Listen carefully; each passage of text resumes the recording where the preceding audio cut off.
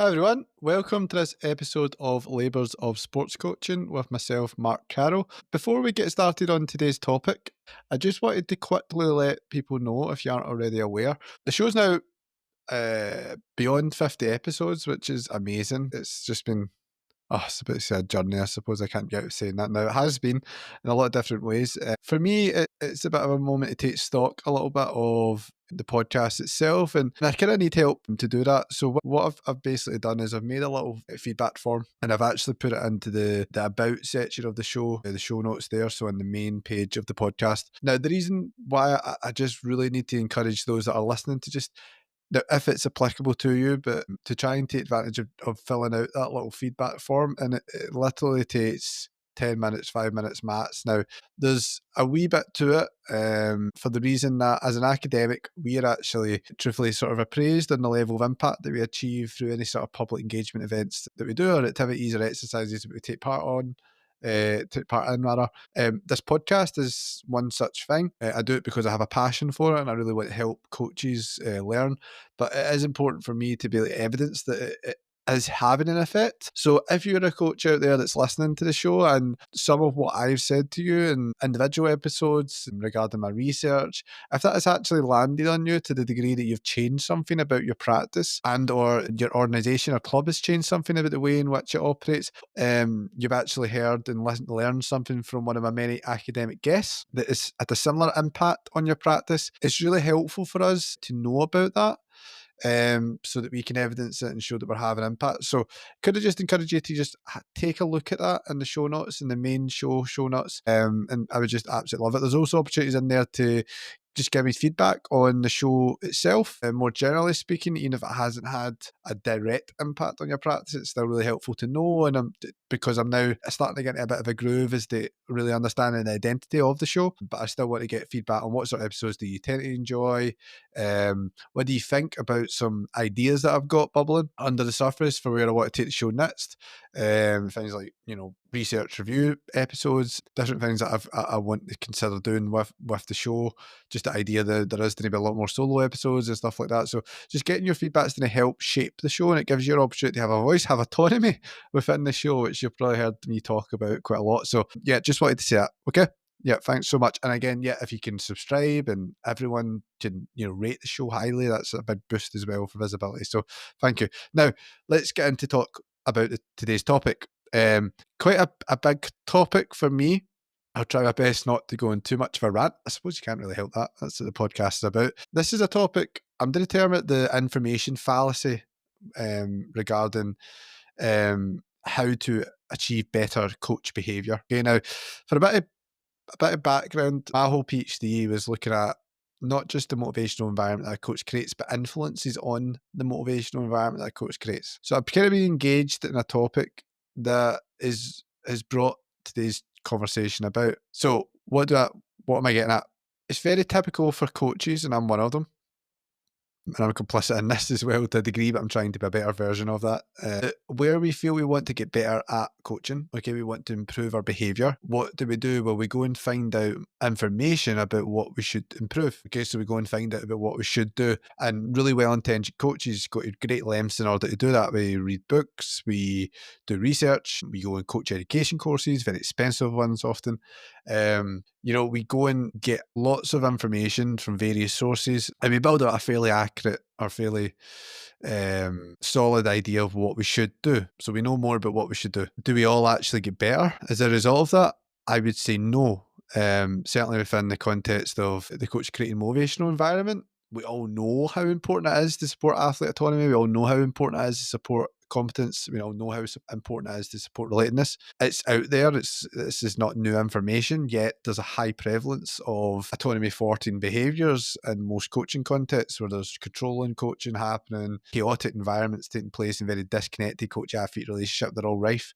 So why would that occur if it's just as simple as knowing what to do, which we know a lot about? Why is it we still see the prevalence of these behaviours? Now, the reason for that, we need to understand the way in which information on what to do is given to us, even when we seek it out. What is the nature of the information that we digest? Because this feeds into what is at the crux of the problem. We need to look at maybe the most direct mechanism that people try and find information from, which is coach education, formal coach education. Now, people I think wrongly believe that coach education is designed with the coach in mind. For the most part, coach education is designed with a business model in mind. I think we need to accept that the job of most NGBs is to come up with a cost-effective, resource light way of reaching as many people as they can, and look for a lot of reasons, because that's higher reach and that therefore has that higher potential to do good. Really, really cool. Okay. But there is no doubt that the sort of digital age that we're in is lending itself to easier access in such cases than a more conducive pool in which to pour information into, whether it be coach eds, and I mean this in this traditional sense, or it might even be new coach ed, which is a more independent coaching stream, where we've come up with a digital model that is resource light and is about getting as many bums on seats as we can. Now, COVID probably offered a bit of a launch pad in this way, because with COVID we were forced online for a while, which was just one example of why the reason it stayed is because we can reach more coaches that way. So there is and that means more money. Okay, so coach education is done at scale nowadays a lot more, even where coach education has an in-person element to it, is about how many people can we fit in, what's the most amount of people that we can get in, which it makes complete sense in a lot of ways. There is also, but it has its downfall so far as information fallacy. There is also the way in which we design coach education is often top down, and the coach educator brings the problems and the solutions to the coaches, the delegates. And this applies within a university course as well, not just NGBs, or as I say, a third party coach educator if it is an independent as well. But we often bring a problem and offer a solution. Okay, so when we combine the fact that it's often done at scale, combine the fact that we are bringing a problem and bringing a solution, so we're ordaining the curriculum on top of coaches, then what you get there is a minimally individualized program of learning. So coaches, it's not really catering to coaches' needs that they bring to the table. If you go and ask a group of grassroots coaches about the problems that they face, if we acted out of and maybe built upwards out of the problems that they tell you face, then we're far more likely to come to more meaningful solutions that actually create behaviour change. But that one isn't easy to do. That's resource heavy, time heavy, if we want to call it even that. Also, there's realistic problems with having a wholly bottom up coach education model, because then how do you standardize assessments and those sort of things? So we need to be able to judge and ascertain for credibility reasons, particularly where there is awards attached to coach ed, good from better, and so on and so forth. So we can't change that about coach ed to a large extent. We can obviously do some things that, and hopefully a lot of coach education content is had taken some consultancy from the audience or the target demographic within coaching that is seeking to actually help.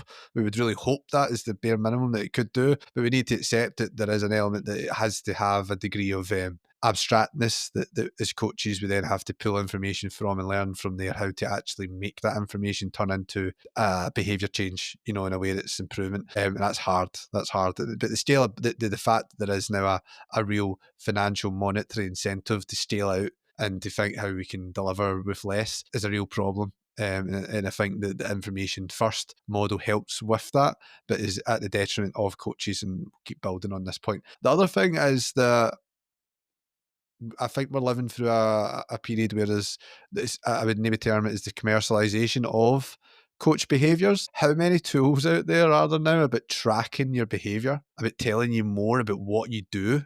Even grassroots coaches, mums and dads, who are coaching on the side of a park, even they have got like VO cameras and tracking their behaviours, and it's the products are pitched in such a way that it's like, learn more about what you do so you can do better. And it seems like it's quite an easy formula and quite an enticing formula to a coach. I myself, I'm lured into that. That in itself is a bit of a problem, because again, what it leads to then is, because knowing what you do isn't enough, and we're actually incentivized as a way of continuing to buy these products. We continue to pour money into them under the hope that, maybe just finding out that little bit more about what to do is the impetus for change. It becomes addictive. And what we're led into is this weird culture of, well, firstly, we call it a bit of it's an audit culture, because ultimately what we then have is, depending on who's resourcing that, we self-audit, because all we do is just continually track our behaviour and punish ourselves over repeating behaviours. And then what we develop is almost like an apathy and a real frustration and a burnout, and a disillusionment with our capacity to get better. And then, as I say, it's like addictive to then you go, oh, well, maybe it's just the next hit, it's the next bit of information, the next product that someone's selling me now, where I can find out even more about my athletes and what they think, and I can keep knowing more about what to do. And maybe this next course is the answer, or this next camera, or this next software and AIs that come into the fold soon as well. So the coaches got that happening. If the coaches maybe been financed by a club or organisation as well, who have sent them to a coach education course, or resourced a camera for them to watch them self-coach and all these different things, or resource people to develop others' understanding of what they do. Again, they get frustrated because they're not seeing the change. Again, there's further resourcing put forward, perhaps, if there is any resourcing put forward, or maybe you spend all your credit with where you coach, and all of a sudden you aren't getting help, and it's just the case of, well, you know what you should do, and then find a way of doing it. That interacts with the coach, and it's just no one benefits from that.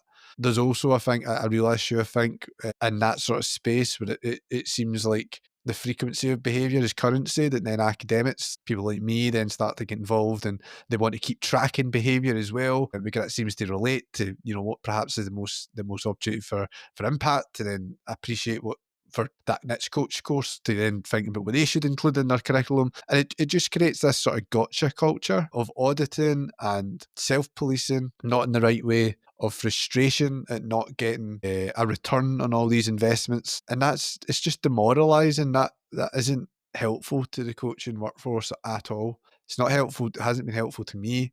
When I done my PhD looking at the influences of behaviour, that was trying to reject what I would consider to be the information fallacy of knowing what to do means that you will do, because it just isn't enough. It's just simply not enough. You need to know why you do what you do.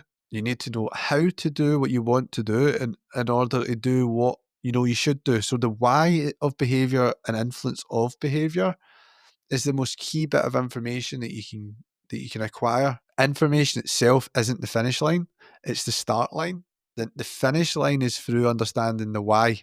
So this is kind of what I want to kind of build on, because and actually I would, one of the other actors that I think is quite a recent phenomenon on that as well, when I mention, actually, to people have vested interest in tracking, and I don't mean this to criticise them, but even performance analysts, or coach analysts is now a thing, and that came out of this culture of tracking coach behaviour and seeing that as a bit of a silver bullet. Certainly isn't the case of all coach analysts, but certainly I think you would do a disservice to coaches if you are focusing purely on giving them more information about what they do, because that isn't often what's helpful for them, both now in their confidence, but also at least in isolation, it isn't helpful for them now, but also longer term in itself, and in its isolation, it's not helpful for them longer term. That is another, that I think that speaks volumes probably about where we're at in this thirst for more information, that we've now actually seen the emergence of a single role that is purely about watching what a coach does. But the next step, and this, well, I'm sure I'm sure this is what any good coach analyst or good coach developer, educator, whatever you want to call them, does next when they give coaches information on what to do, is they need to follow up. We help them understand why they do what they do. Or if you don't have access to that, we need to understand why do we do what we do. So we'll split this into two strands in understanding your why in order to help your what. Okay, so you need to know yourself. Okay, and there's two types of knowing yourself. There's the coach who is reflective.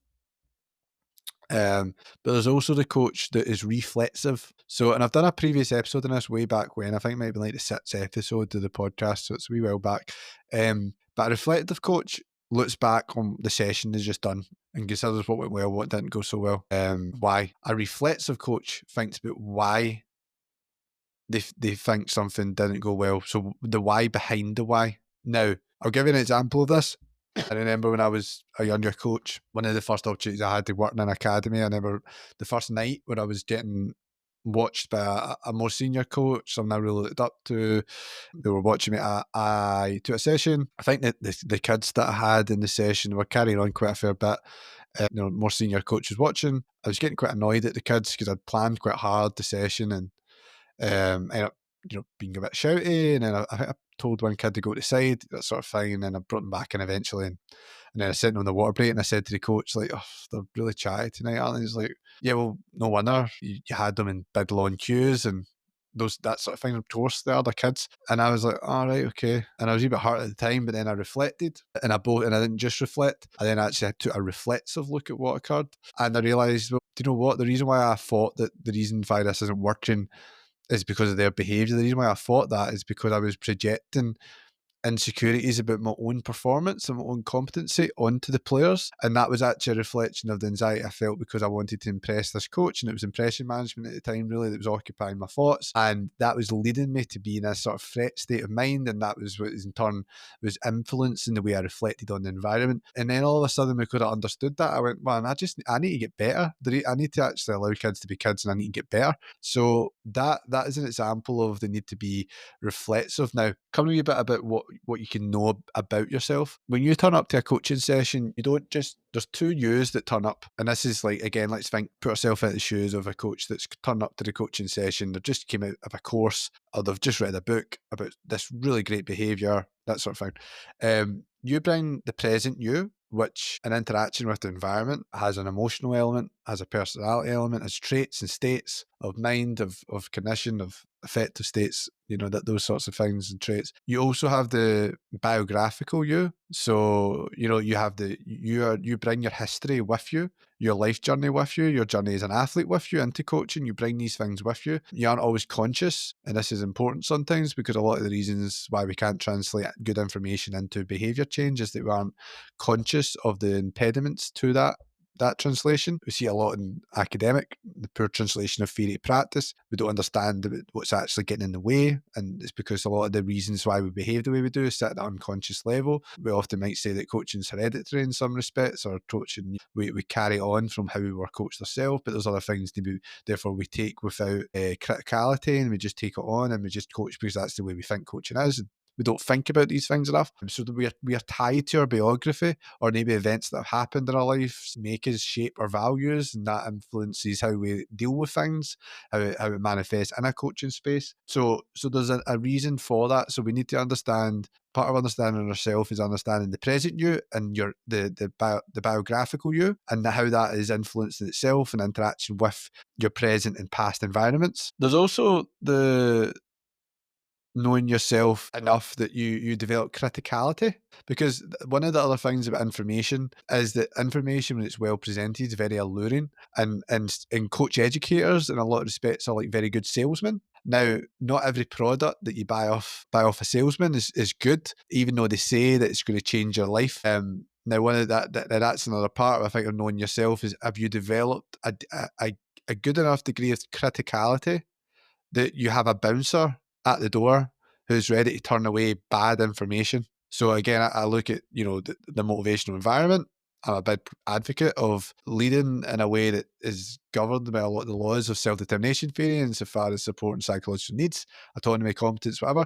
But sometimes it is far too idealistic. Sometimes autonomy isn't what we should be offering. Sometimes control is necessary, and that comes from experience, and it comes it's basically, it's like that's came out of having a bouncer. Sometimes you actually need to reject information and actually take on information that sits in congruence with you. Who's to say even should change behaviour? It's a conversation for another time, but it might not be about behavioural change. It might be about mitigating behaviours that have a bit of a dosage problem in some cases, but are really effective, are really authentic. That's really important in coaching. Maybe it's about just self-awareness for you. in some respects. You're not needing to constantly try and take on new behaviours every course you go to, because you need to learn to say no to certain behaviours. You need to learn to reject them. You need a bouncer at the door. Sometimes the reason why behaviours are a whole like working philosophy, it falls apart, is there's just too much junk in there that doesn't go together. And that's why we need to have a critical lens as a coach. The other element of it is knowing yourself in terms of like, and this seems like a wee bit of a contradiction. It's not, because I'll explain, but your actual competency. There's an issue sometimes in coaching that we feel, right, we understand what to do. And again, I'll stick with autonomy support. We understand that autonomy support is good. We understand that we should do it. We've even seen a lot of evidence to suggest that it leads to X, Y, and Z outcome. But I can't actually be autonomy supportive. I struggle with it. So I'm angry. Well, you haven't good enough at it. You've not actually developed competency at doing it, because you're forgetting to remember as well that declarative knowledge and procedural knowledge are two different things. Knowing, why a mechanism occurs, it works out, those sorts of things. I mean, in the context here, strictly speaking, not the why of behaviour, but the why of, or not the why of behaviour in the lived experience that I'm this full wider conversation about, but the why of behaviour in the more condensed vacuum that you've taken on information about how autonomy leads to better, more adaptive, more intrinsic forms of motivation, that sort of thing. That's very different from knowing how to put into practice autonomy support strategies that work. Some coaches need to actually be understanding enough of themselves to know, right, I know what to do, but I need to get better at this. I need to try it out and I need to get better at it, and not be disillusioned if it doesn't work out the first, second, third, fourth, or even eighth time, because I've just not good enough at it. Only once I think you become competent at a strategy can you fully critique it to some degree. Look, sometimes that requires going and learning more information, which is why I say I'm not meaning to contradict myself here, but you then need to take it that step further. And again, you should have an appreciation for your own competency in addition to recognizing the various use and how that interacts with the environment. So these things have to come together, but that is something that we sometimes forget about, is the actual work it takes to get good at something enough, and get good enough at something to actually do it, to live what the book is telling you to do.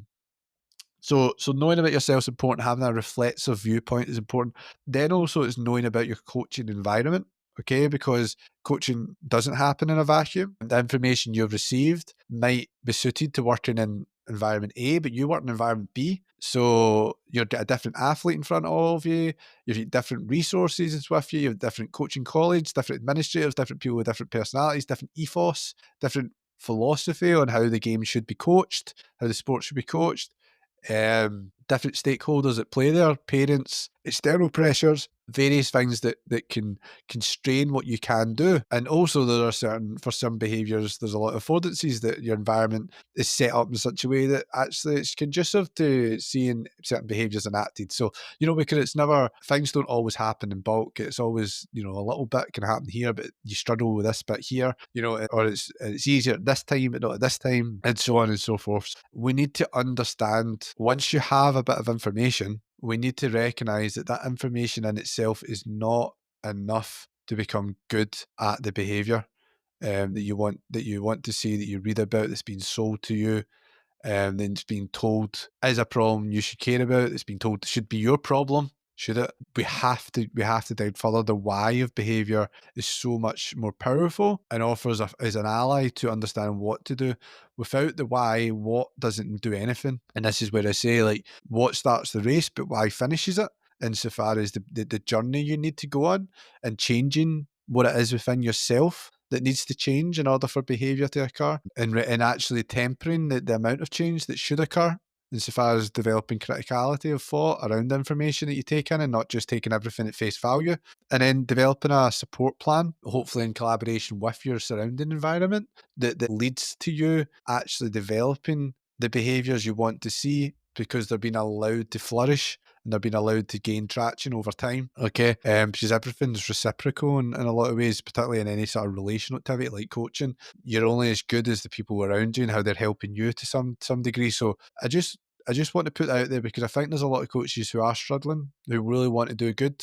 And I just think you need to stop seeing information as the ultimate gain. Information can at best be not as useful as you think, and at worst can be a real damaging start point, where you end up going down a path or a rabbit hole of of frustration and apathy and disillusionment and burnout and all those sorts of things. And I think it's quite unfair, and I think we do a disservice to coaches when we create environments that is selling them stuff and from a top down standpoint, selling them things, and then providing more information as a further solution when they keep coming back. I think it's exploitative when we haven't seen enough of consideration for why. And certainly when we're talking from the surrounding environment to the coach, but equally, I'm not removing accountability of the coach. I don't subscribe to to taking away the responsibility of the individual. This isn't a purely systemic issue.